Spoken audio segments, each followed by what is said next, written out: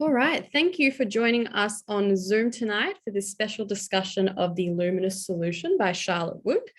Before we jump into things, I would like to start off by acknowledging the traditional owners of the land of which I'm currently on in Meanjin, which is the Yagara and Turrbal people, as well as the traditional owners of the lands from which you're all joining us from on Zoom tonight across the country. I pay my respects to elders past, present, and emerging. Sovereignty has never been ceded. It always was and always will be Aboriginal land.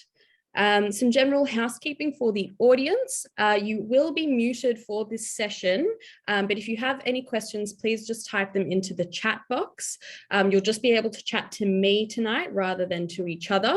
You're also welcome to leave your video on if you'd like. Just make sure that you're set to speaker view, so then that way you can see Charlotte and Krissy in full screen. Once I wrap up here, I'll also send through a link of where you can purchase your copy of the book into the chat box. And this will also show you how to use the chat function, which is very important for the Q&A session that we'll have. And that will commence at around 7:15, 7:20, seeing how we're going for timing. I'll also mention that Charlotte has provided us with signed book plates that will include in every order of the book. So you will have a signed copy if you order from us at Avid Reader. So please feel free to type in your questions for the Q&A throughout the event as they pop into your head, and then I will pass them along to Charlotte and Krissy at the end. That is all from me, I think. So I would actually like to introduce you now to my wonderful friend, colleague, and just all-round stellar human being, Krissy Kneen, who will be taking things from here. Krissy is the author of 8 works of fiction, memoir, and poetry, including the Thomas Shapcott award-winning Eating My Grandmother and the Stella Prize shortlisted An Uncertain Grace. Her latest book is a memoir, The 3 Burials of Lottie Kneen. Over to you, Krissy. Thanks, Yana. It's really exciting to be here tonight. I'm normally in Yana's position hosting you all, but tonight I get to do the actual conversation. And I don't do many of these, mainly because it takes me a long time. I'm a slow reader, which is an admission. You too, Charlotte? Very much. Yeah, I get asked to do a lot of these, and I'm such a slow reader that I rarely say yes because I'm frightened I'll never finish the book. But this time I race through them because this is one of my pet subjects that I'm absolutely fascinated by, as you are, Charlotte, as well. The craft, the art of doing what we do. I can talk forever and read forever about how we do what we do. So I am really happy to be welcoming you tonight. So Charlotte Wood is the author of 6 novels and 2 books of non-fiction. Her latest novel is the international bestseller, The Weekend, which was the ABIA Literary Fiction Book of the Year 2020 and shortlisted for the Stella Prize and the Prime Minister's Literary Award and the ALS Gold Medal and the Christina Stead Prize for Fiction. She's probably most well known for the novel The Natural Way of Things, which won the 2016 Stella Prize and the Prime Minister's Literary Award for Fiction, amongst other awards. In 2019, she was made the member for the Order of Australia. Do we have to call you Dame now or something? You have to curtsy.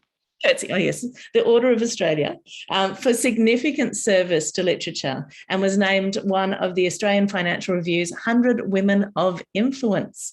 Charlotte has certainly influenced many writers, new and established, myself included, and has contributed much to Australian literary life.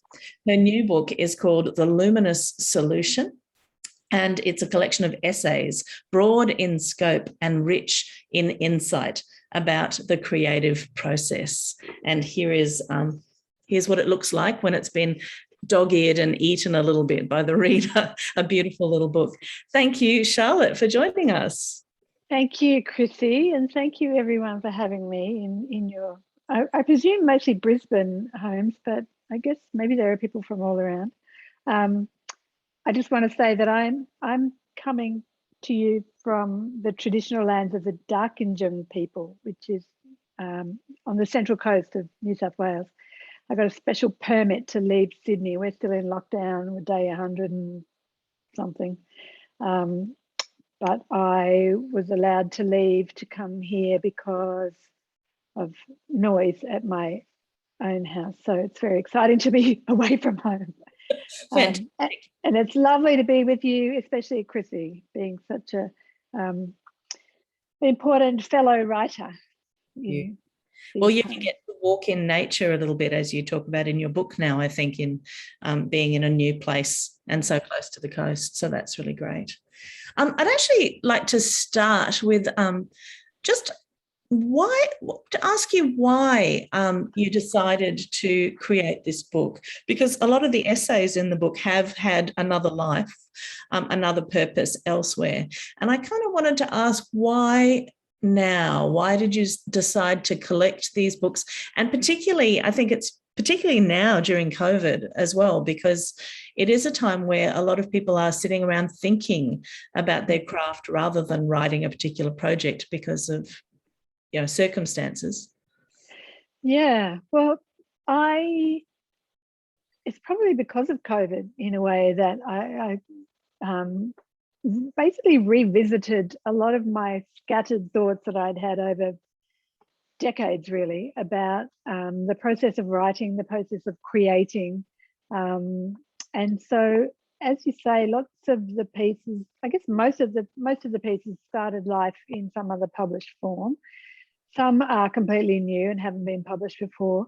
And quite a lot of the ones that have been published before, once I gathered them all together and looked at them, I kind of wanted to see what do I think about this thing that I do, the creative life. And when I got these things together, the pieces that I had published before, some of them I didn't really agree with anymore. They might have been 20 years old or something. And I thought, actually, I don't think that anymore. But there were bits of it that I still thought were true. So I sort of rewrote quite huge. Some of the essays only retain sort of a paragraph of their original form. And then some of the more recent ones are sort of in their same form that they've been published last year or something. But I guess the impetus for putting the book together now was that at the beginning of last year, the beginning of our last lockdown in Sydney, I was asked to write a piece for the Fairfax media on the topic of the inner life. And sometimes, when someone gives you a commission like that, sometimes you can't really make anything of it, but sometimes it's kind of a gift because it pushes you to consider something you wouldn't have articulated in that sort of way before. So I started thinking about, well, what is an inner life? What does it mean? What does it do? Do we need an inner life? If we do, why is it important? Does everyone have one, etc.? And the timing of that happened to coincide with the beginning of the first lockdown, when we were all, I'm sure I can speak for lots of people here, just really terrified. We didn't know what was going to happen with this disease.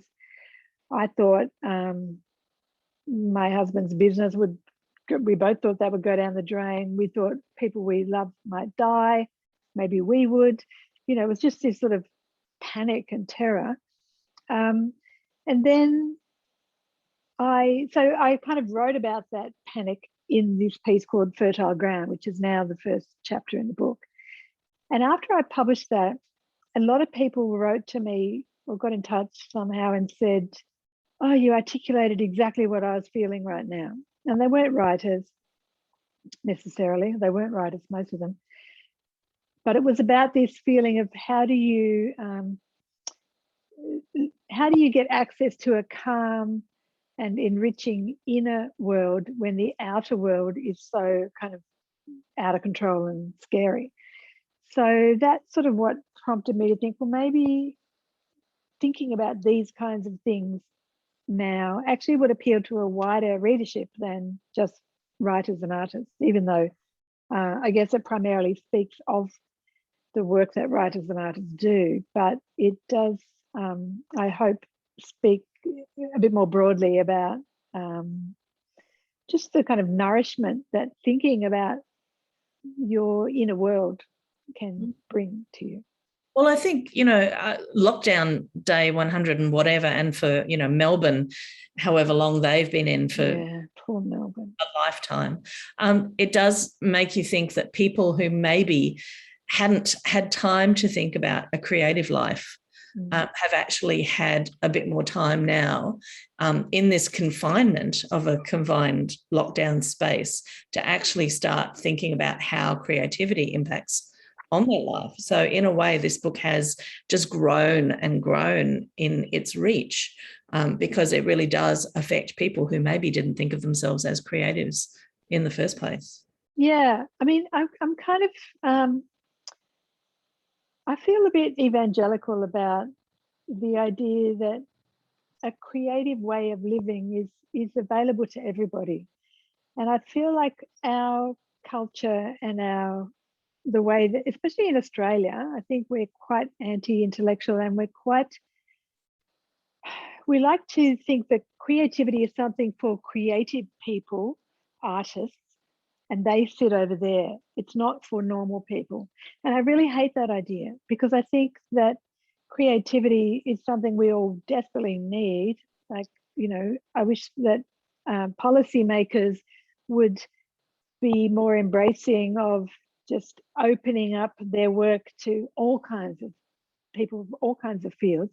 But also, I think there are a lot of people doing extremely creative things in fields that you wouldn't necessarily think of as creative, like in farming or in business or you know, policy. So I just wanted to open up the idea that creativity, I really feel like it is a human right, actually.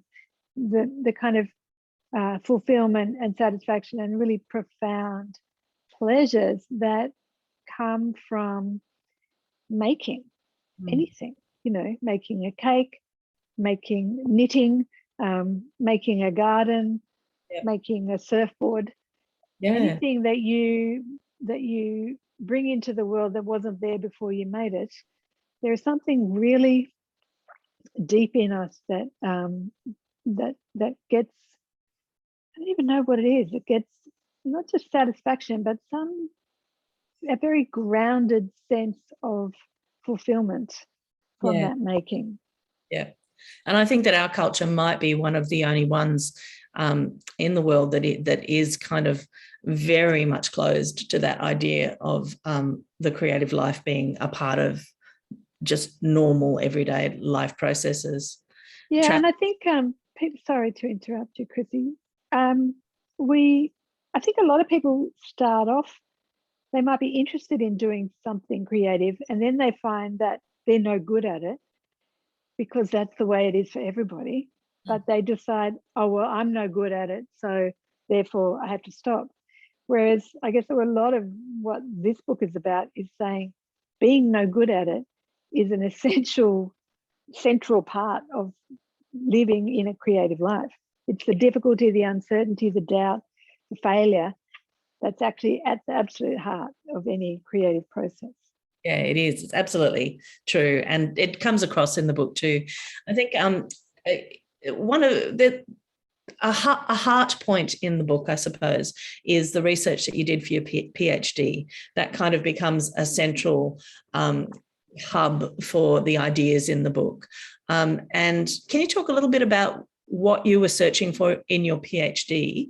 And then I might talk very specifically about one or two of the points that you came to. Sure. Thank you. I love talking about this stuff.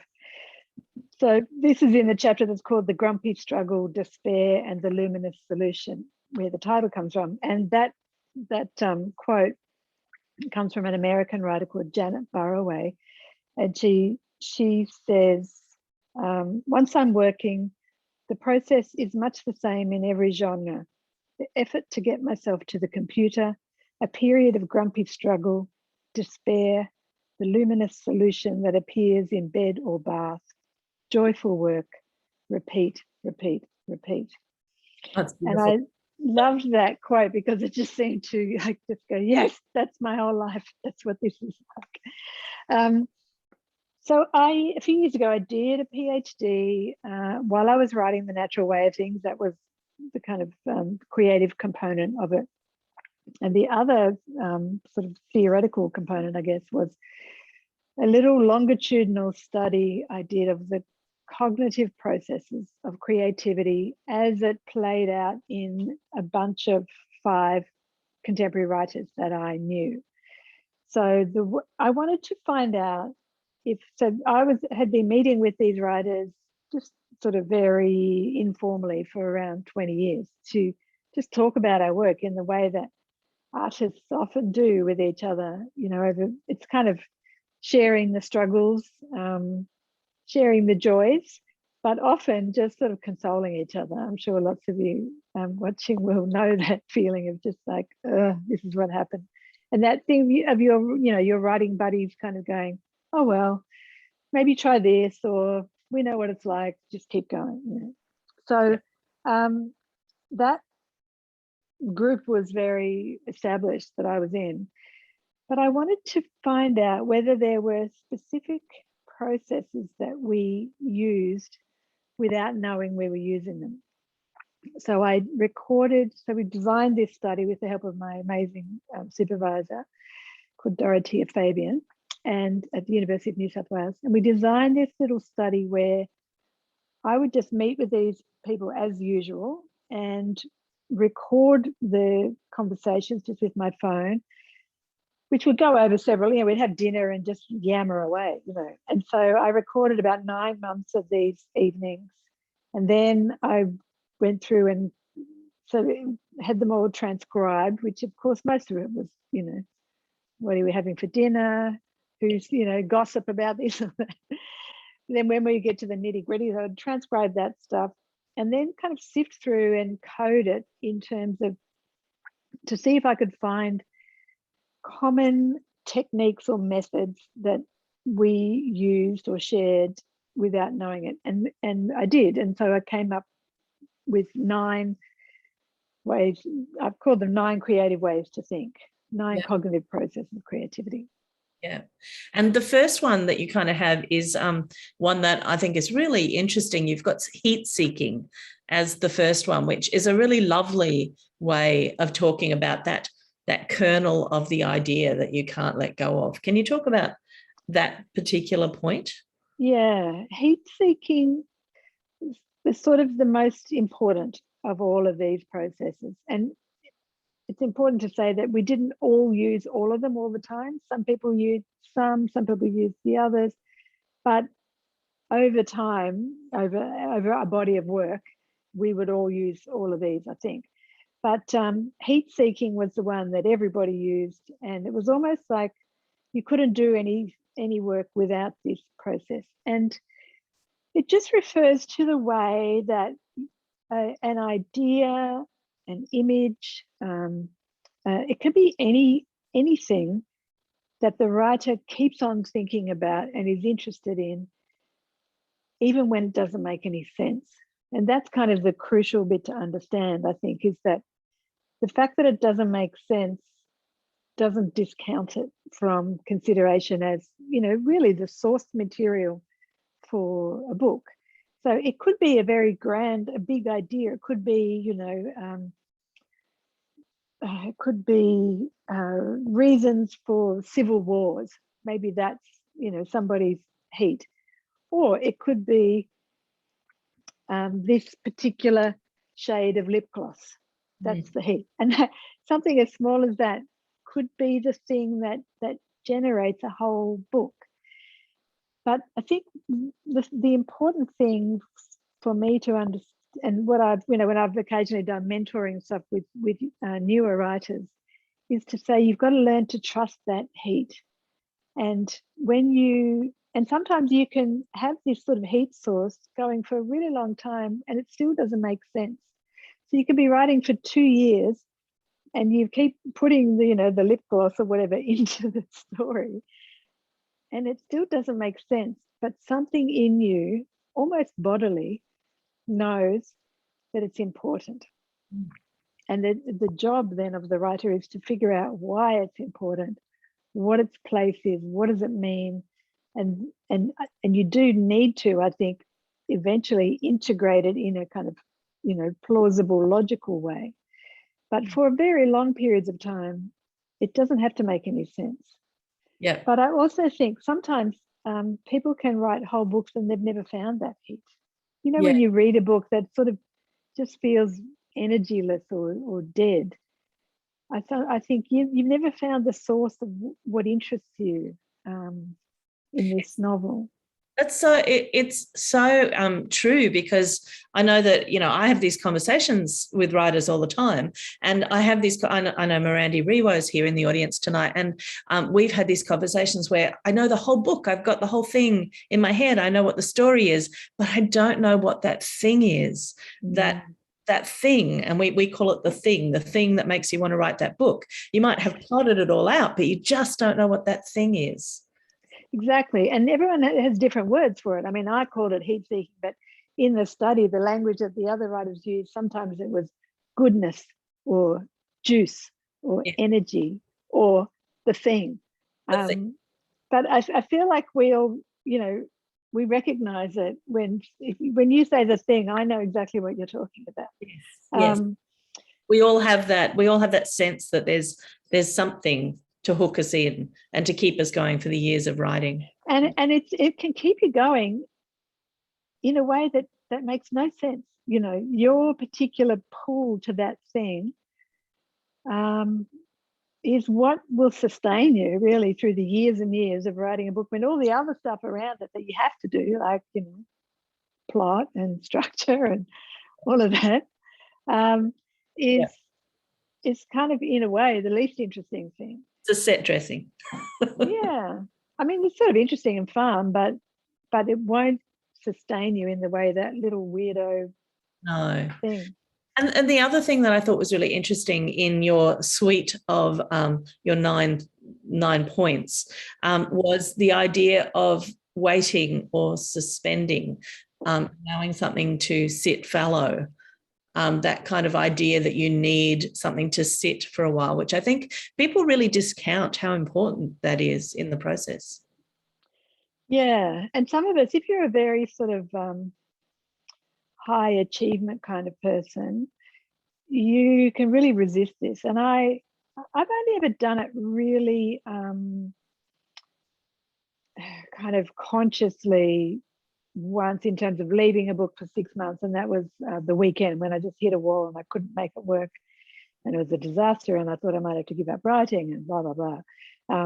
I know other people have that experience more commonly. Some of you listening might have read a very beautiful book called Night Fishing by Vicky, and that book came out of a very deliberate fallow period where Vicky was writing a magnificent novel and just hit a wall, could not make it work, and decided to just go fallow. And which was basically a decision to give up writing altogether, which was extremely painful, devastating kind of decision. But she knew that she had no other choice than to just try and stop producing and just fill up with other people, with other art, basically. Yeah. And over time, that filling up gave her the material for a whole new book, which was a very beautiful result. But I think one of the interesting things about waiting and suspending as a technique is that you kind of have to earn it. You know, you can't. Well, the people that I spoke to and that I cite in the study and in the book, it's almost like you can't just go around waiting for an idea and a book to come to you, and then once it comes, then you'll sit down and write it down. You know, you kind of have to be going through the process of trying. And then at a certain point, sometimes you have to just step away. But that, you might be different, Krissy, but it sort of comes after a period of really, you know, very serious attention to the work. Oh, look, I'm the least likely to step away from anything. I'm like a dog at a bone. So for me, the reading that in your book and going, you know, sometimes it's actually important, even if it is for just a week. Yeah, definitely. And to go, okay, I have to take myself away from this. In fact, I would always, with every book, have periods of stepping away, which I feel it's slightly different from waiting. That's a kind of setting aside, but there does need to be a kind of painters they often turn a painting to the wall, go and work on something else. And then when they turn the painting around, it's like, I can see now what it needs. It's not a finished painting that they've turned to the wall, but it's something's not right with it, but I can't figure out what it is. And I have to put it away for a period of time. And then when I turn it back, it's like, oh, it's obvious. And I think that happens all the time with writing too. Well, that's something I was going to ask you about too, because there is quite a bit about visual arts in this book. There's a particular essay which starts with your experience of an exhibition of paintings that you didn't necessarily like all that much. But there's all through the book are scattered references to the visual arts. And I wondered how important the visual arts are to your process as a writer.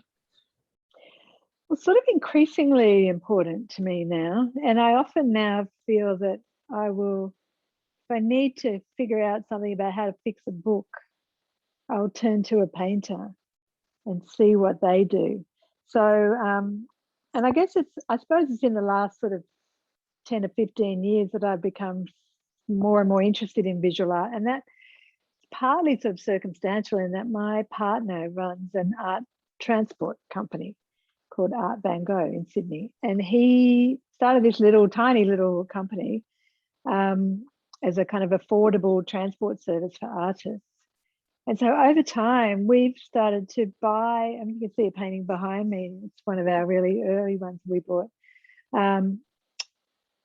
We've started to buy pictures, and also, he would exchange work for pictures quite a bit. So we have a house, like now too many paintings in our house. And painting is so fascinating to me. And I know you paint. I've just discovered this, Krissy. I find painters utterly extraordinary in their bravery about putting a mark down. I can put down 3 words and think, not quite right, backtrack, maybe try these 3, no, backtrack. And I know that painters can, paint over and scrub back and all of that. But I was talking to a painter recently called Jude Ray, who's having an exhibition in Brisbane. You must go. There's something I've talked about her pictures in the coming edition of the Saturday paper. I don't know if any of you get it. Anyway, she's having a show at the Philip Bacon Gallery. It's an incredible painter. Oh. So I wanted to talk to her about still life painting, because I feel like my novel that I'm writing now, that I'm still kind of in the beginning of, I kind of feel like it's maybe going to be like a still life. So how do you make a still life? And going to a painter shows me a whole lot of different things than going to a writer. So I just find it so enriching. It is. It's almost like that stepping away thing, isn't it? Looking at a different art form that uses a different language to your own art form. It's like you're stepping away from banging your head against the page and trying to see with new eyes and fresh eyes, a different perspective.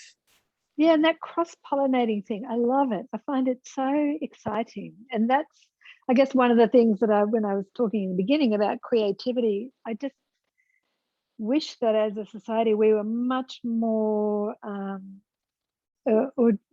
eager to say, right, I'm a writer, but I can learn from a scientist, a butcher, a builder, a painter, a dancer. They can show me how to write my novel. I have friends who run an amazing sustainable ethical butchery in Sydney called Feather and Bone, and they come from the arts. They were in film and design, and then ended up through various routes making this butchery. So they're incredibly imaginative business people, because they have this arts background, and they draw all of these influences in to make this amazing business. And and I had a residency at the Charles Perkins Centre at Sydney University, which is full of scientists, and they wanted creative writers and artists to work alongside them. And there's an amazing energy that comes from people from vastly different fields like this sort of excellence in all these fields coming together just builds this very exciting, it adds to your own art form in a way that's just really exciting. There's a quote from your book, actually, I've written down, which reminds me of this. You say, the work of artists is to welcome this unknowing, to allow that the spaces between things, between, say, a dream and a fairy tale placed side by side, contain mystery and significance and not just emptiness. And I feel like what you're saying is putting these disparate things together, a scientist and a butcher, and looking at the space between those things, that's actually where creativity can sing. I really believe that. And, one of the kind of really well documented hallmarks of creative thinking in the literature, in the creativity studies and cognitive psychology, is the joining of unlike things. And Richard Ford, who is a writer I very much admire, years ago I heard him interviewed, and he said the urge to put something next to another thing that you wouldn't ordinarily expect to be there. He said the ligature between those things is where art happens, basically. I'm massacring his actual words, but and that's what's fascinating to me is the joining point of these unlike things. He said they result in new logics. And that's what art is about, is creating new meaning out of putting surprising things together. Absolutely. So you do it in a book by putting, one surprising thing with another, but then you do it with people, you do it with art forms, you do it with different professional fields. And there's something really, I feel like energy, huge energy is in that joining point. There's something that you talk about in the book. I don't have the exact quote here, but you talk about how if you now I wish I had it. I thought I'd written it down. But it's about the idea that we have these days we sort of have a way that you're allowed to be creative, that we kind of shoehorn creativity into, it's okay to be creative if we're using it in this way, for these reasons, or with this kind of theme in mind, or with this, idea that we're exploring that we agree is an okay to explore, and that it's the disruptors. I think you use the word disruptors, who kind of say, well, I'm not going to choose to create in the way that is sanctioned. It's almost state-sanctioned creativity. And I suppose in a way now I feel a little bit like social media is kind of curating that kind of creativity and what we're allowed to be creative about and how we're allowed to say it. Do you agree with that? Yeah. Yeah, I do. I think social media is, it's fantastic in all kinds of ways. I was on Twitter for 9 years and I loved it for about 7 years, like passionately loved it. Then I was sort of like, for a while. And then it kind of made me, I feel like it was making me ill in my psyche. And not because of all the horror, like, all that disgusting trolling, the abuse, all of that. That was one part of it that I never got, but I saw it happening to other women, especially any woman who was a sort of public feminist. And that I found that incredibly distressing. It never happened to me, but that was one side of it. But the other side of it was what I once saw referred to, and I have to go and find who said this. I think it was either in the Times Literary Supplement or the LRB. Someone called it the soft despotism of social media. And that's what started to get to me, because I started to really, before I even finished having a thought, I would think, oh no, I can't think that, that's not going to go down well, or oh, you can't say that because, either somebody else has said it, or it's really not, it's not acceptable to have thoughts like that. and and they weren't terrible thoughts or anything. I mean, I wasn't going around thinking horrible racist things or anything, but it was just that I was second guessing every single thing that I thought. And so I couldn't even follow my thought to a new thought because I was already feeling so self-conscious. You're anticipating the feedback loop already before you. And it's because of the Twitter thing was just such instant gratification, which is why I loved it so much. But also the kind of self-curation that I was doing to myself, it kind of made me just hate myself in the end. I hated my voice.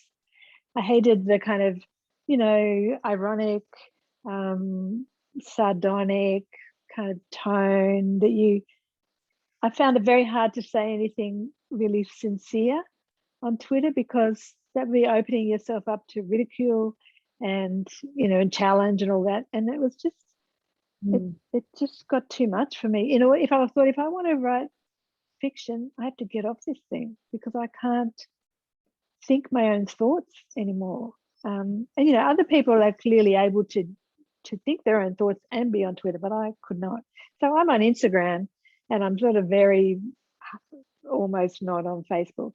But I'm on Facebook kind of for family reasons, basically. But Instagram doesn't have the same effect on me, although I can be as completely addicted to it. And it can be as, it can ruin my internal world as easily as Twitter ever did. And that's a real discipline to just step away. But I do think it's done something to our ability to be brave with our thinking. Yeah, it's interesting. I think there's there might be a whole book in that actually, in terms of how our ability to kind of, to make mistakes, to speak up about things, and to try out ideas rather than to land firmly on ideas. That's right. The trying out, I got too scared to try anything out because I was doing it publicly, actually what you need is privacy to try out ideas.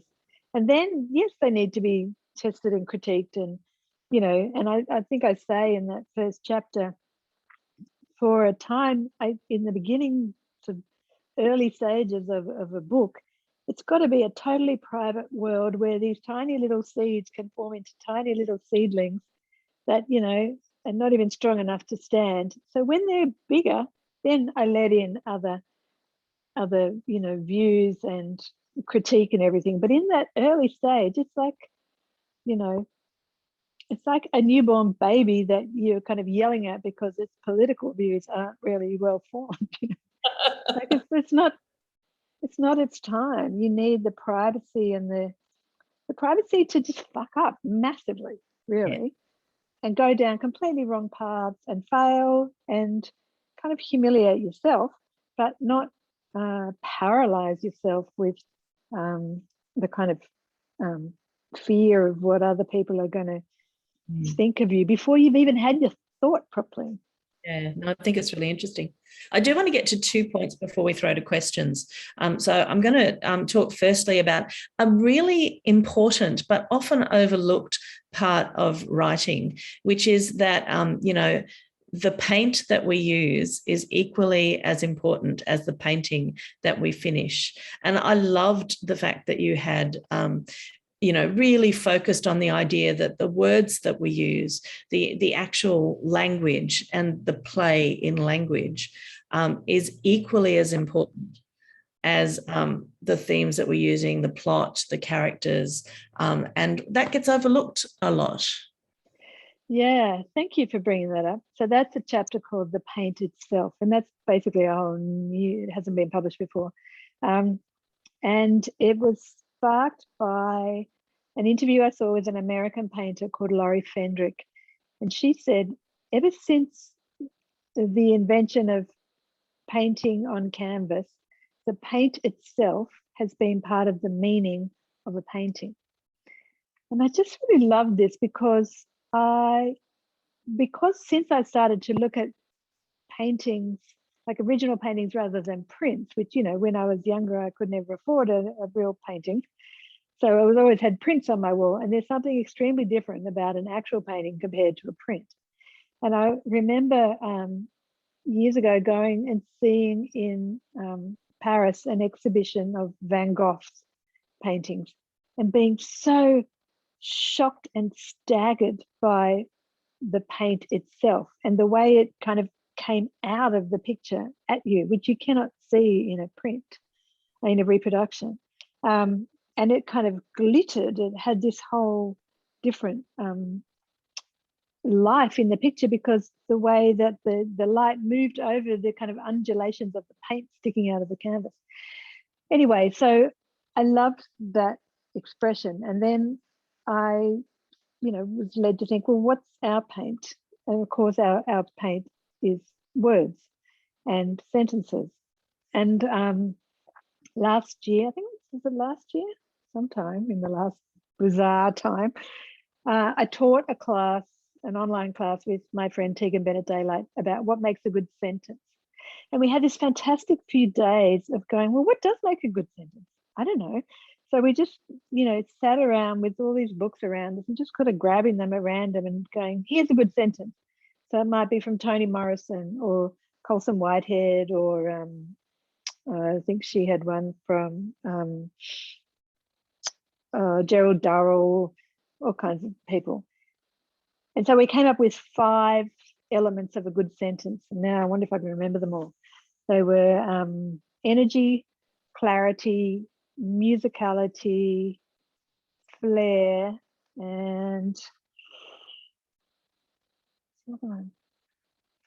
damn it.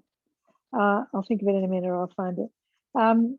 But it was sort of, I went on to talk about how we never talk about this. We never talk about what the words that the language a writer uses holds its meaning, and it's not just using the words to talk about something.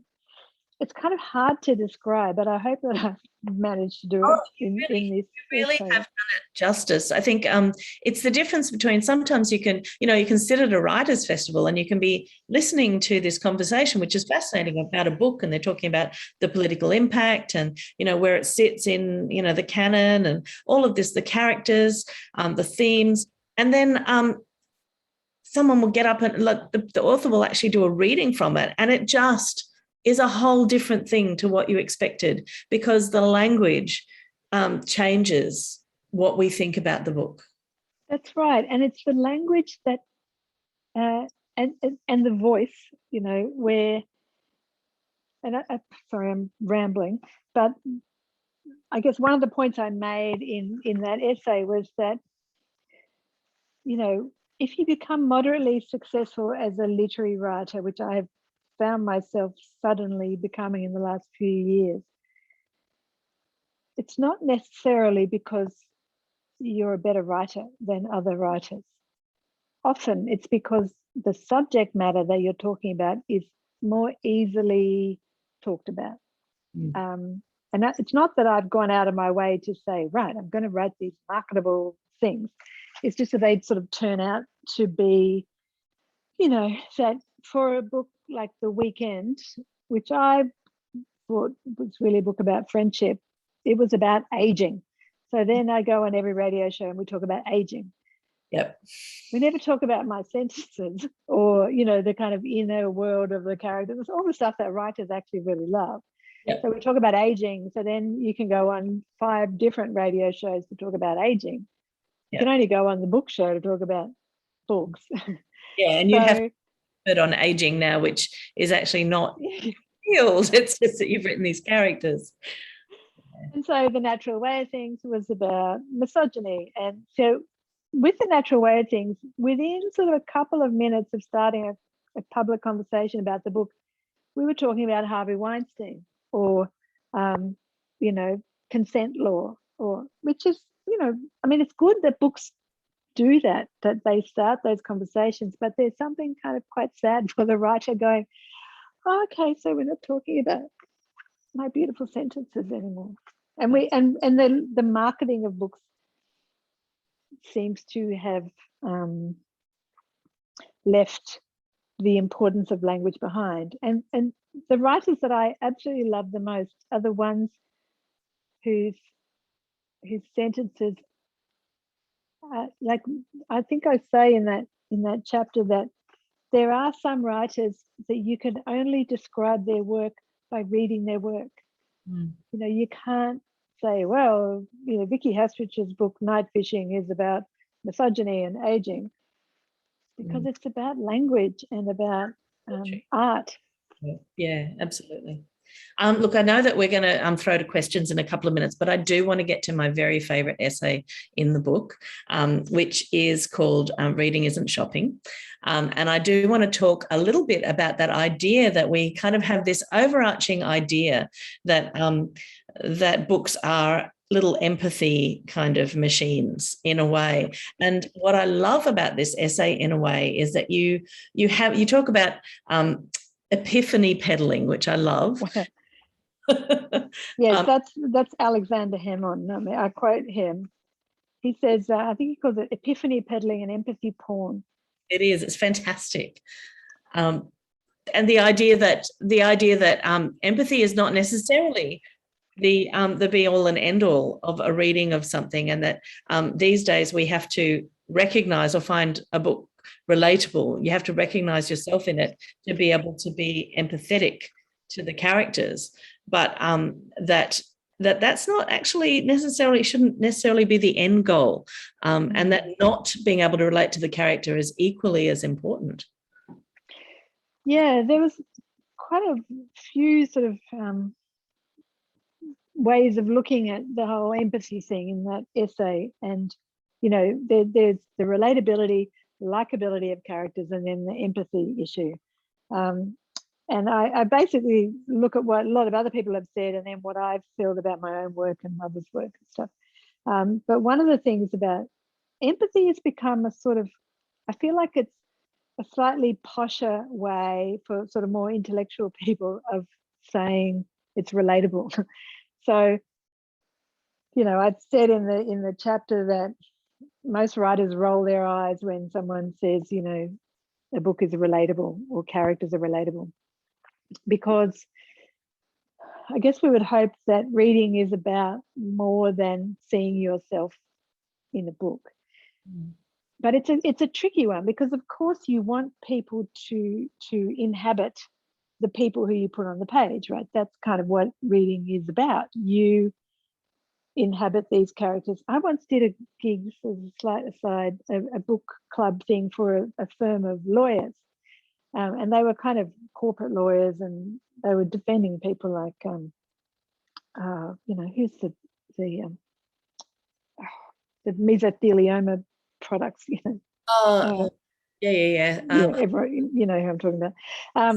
Anyway, so they were kind of, you know, pretty hardcore, go-getty type people. And this one young guy, and it was the book of mine was called Animal People, and it was about a, you know, sort of ordinary bloke who various people described as a loser. And I always find that very fascinating. Like, calling someone a loser reveals a lot about the person using the word loser rather than the, you know, character. But anyway, this young man, this lawyer, said to me, so I was reading this book on the train, and it said on a really hot day. Right? He said, and the guy in the book was like really hot and sweaty, and I started to feel like really hot and sweaty, and he was really stressed out, and I started to feel really stressed out reading this book. And I'm like, yeah. And he said, I mean, is that supposed to happen? And I was like, man, have you never read a book before? I didn't say that, but well, it's actually pretty good. But so yes, we want people to inhabit the world of the people in the book. But I guess the feeling in that chapter is that something has sort of started to shift in the reading world and the marketing of book world, where we only want books that actually already reflect our lives and who we are. So there was an example I gave of a woman who complained to me about my book The Weekend, because she said, my friends and I are the same age as those women, and the people in your book are nothing like us. So I hated that book. You know? And I was like, right, okay, well, So is that why you read, though, to see someone like you rather than you becoming someone else? True. But then I think about that one, like Laura Jean Mackay's book. I don't know if you've read it, the animals in that country. And when they start to understand the voices of the animals, they're not at all like human voices. And you have to experience the world in a different way to be able to understand. And when I was reading that chapter, I thought it's the fact that we need to be able to inhabit people that don't speak the way we do and don't have an understanding of the world like us. That's right. And then we get to the point of Sarah Santellis, the American writer, who sort of posed this very challenging question. She said, we actually need to go further than empathy. She said, empathy depends on perceived likeness.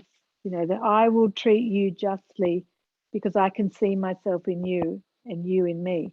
And then she says, but what happens when there is no perceived likeness? What happens when we can't find that like quality? What then? What we need to do is, I think she says, respect and embrace what we can't understand, and that treat someone justly just because they're a human being, not because or an animal, not because I see myself in them. So it's pretty complex. That essay is brilliant. It's genius. Thank and you. I think everyone needs to, buy the book just to read that essay alone, and then you get the bonus of all these amazing other ideas that come along with it. It is a fantastic piece of work, and it's something that all writers should definitely get their hands on, but also anybody who thinks deeply about creativity and who wants to invite creativity in their life should definitely read this book. If you're a reader, you should read this book because there's so much about reading in it as well. So, look, I congratulate you on this. I think, Krissy, it means a lot to me coming from you. It is amazing. We need to open up to questions. I'm realizing that we don't have much time. So, Jana, have we got some questions there? We've got plenty coming in. I will try to get through as many as I can, but I'm sorry if I don't get to your question in time. So Charlotte, I might kick off with a few kind of quick ones. Karen asks, is the heat seeking in your mind always an object, or might it be a character trait? It can be anything. Like it's easy to talk about objects, but no, it could be a feeling. It could be, it's so completely idiosyncratic. The only definition of it is that you are kind of obsessed with it you can't stop thinking about it, even though, and quite often this happens, even though someone has told you that's not going to work, like the draft of your book that you've produced, it's all fine, but there's this weird thing, it doesn't make any sense, get rid of it. Quite a lot of the time people get rid of it and then there's nothing, then the book falls apart. It's just that they haven't yet integrated that thing. So it definitely could be a character trait. It can be just anything that has some deep, I keep sort of, touching my chest, almost my gut. It's almost like an umbilical cord between you and what you want to do. So I can't sort of explain it better than that. But it's the thing that you kind of feel like you probably should give away because it's not working, but something in you does not want to. That's the feeling that shows you that's heat. It sounds very elusive, but also very powerful and compelling. So off the back of that, Donna wants to know, what was the heat in your book, The Natural Way of Things?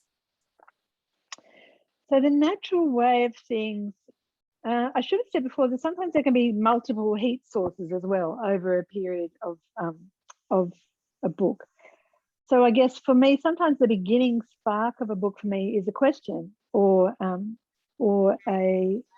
just a niggling feeling about something.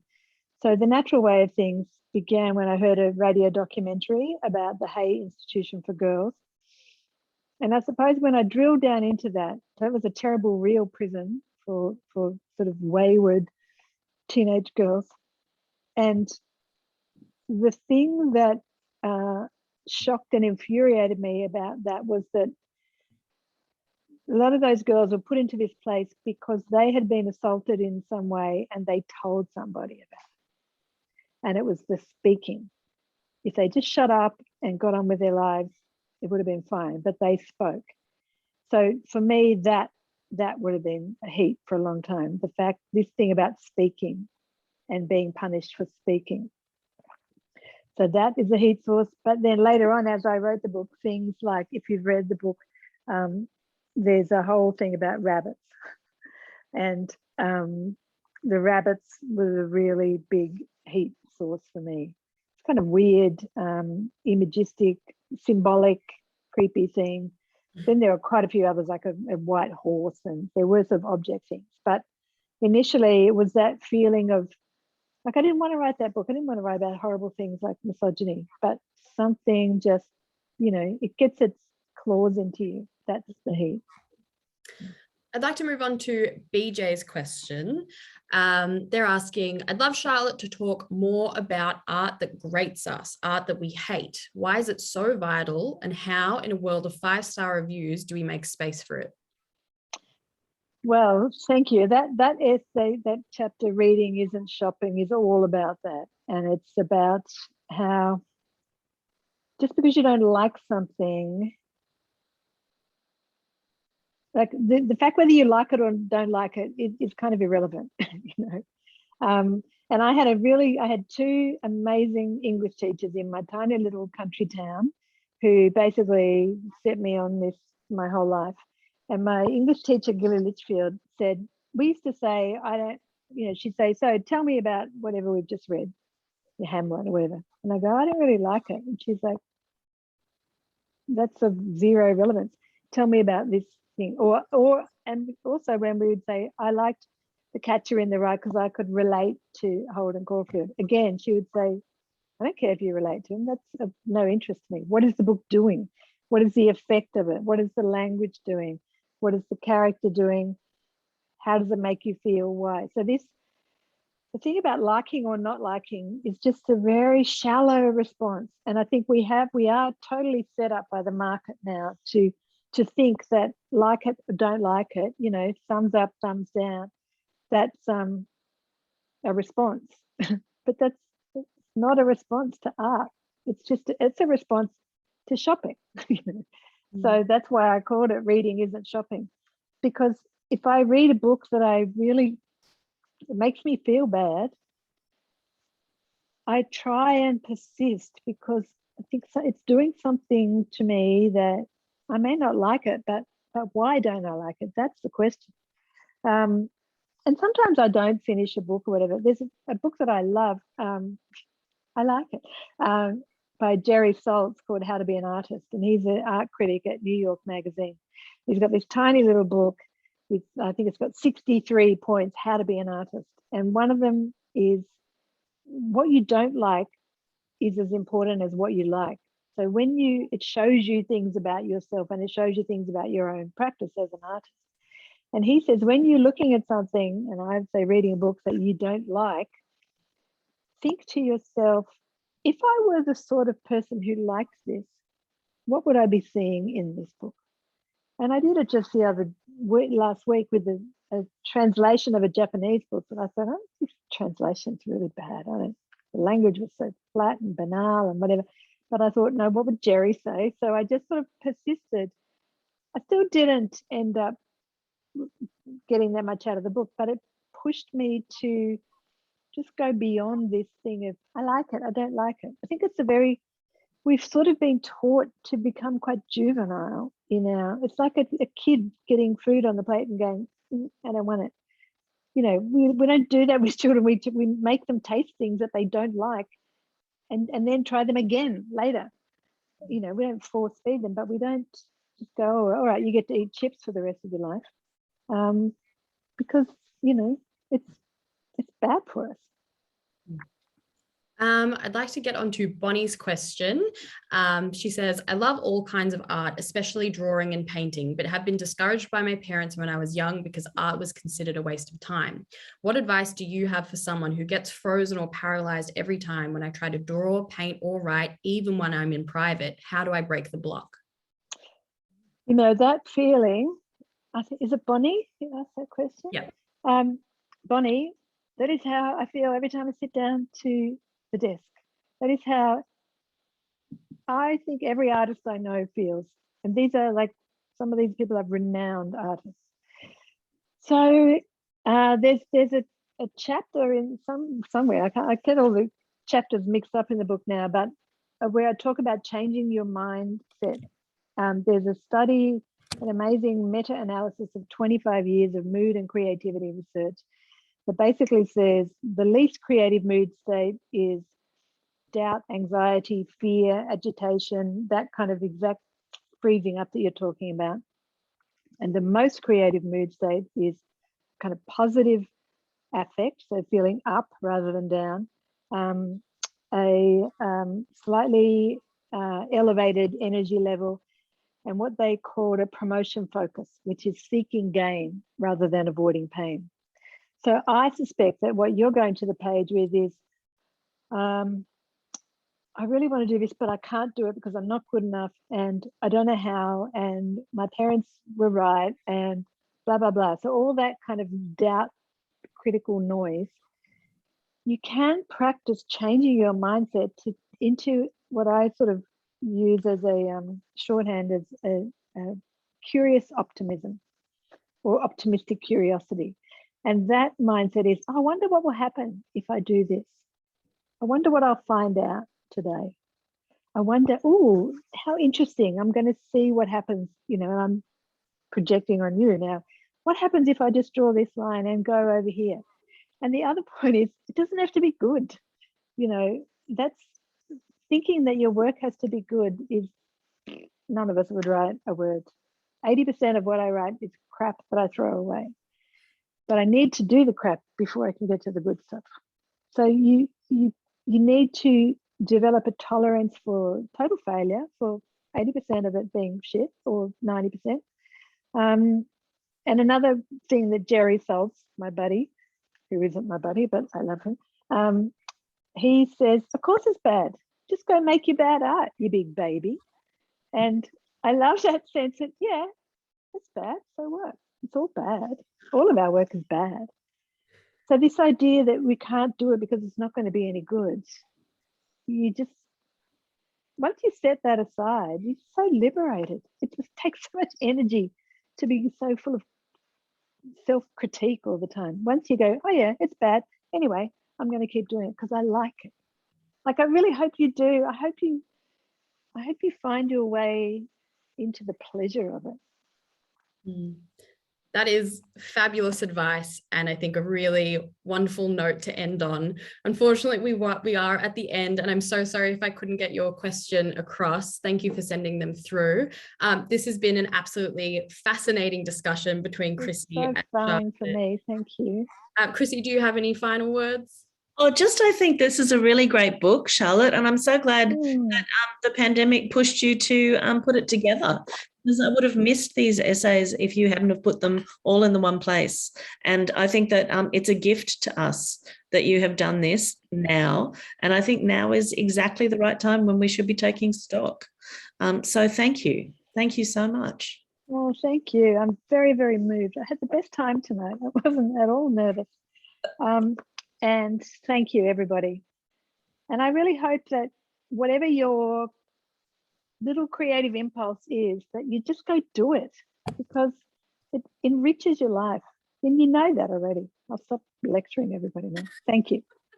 Thank you so much, Charlotte. And everyone, a reminder to purchase the book either through Avid Reader. As I said before, Charlotte has kindly provided us with a whole lot of signed book plates as well, so you can actually get a signed copy, or please support your local independent bookstore if you're in lockdown as well. Thanks, everyone. Have a great night. Thanks, Yana. Thank you. Bye.